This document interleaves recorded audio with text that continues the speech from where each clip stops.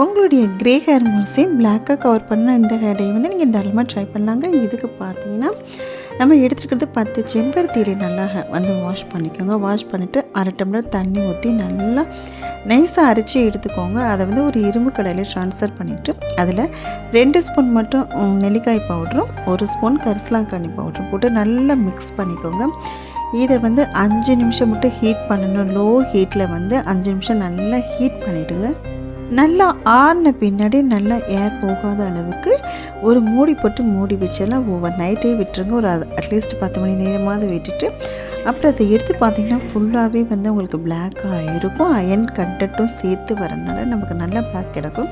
அப்போ வந்து உங்களுடைய ஹேரை வந்து நல்லா வந்து க்ளீனாக வச்சுட்டு இந்த ஹேர் டையை வந்து நீங்கள் அப்ளை பண்ணிவிட்டு 1 ஹவர் கழித்து ஹேர் வாஷ் பண்ணி பாருங்கள். நல்லாவே உங்களுக்கு இந்த ரிசல்ட் கிடைக்கும். நல்ல முடி வந்து கருப்பாக இருக்கும்.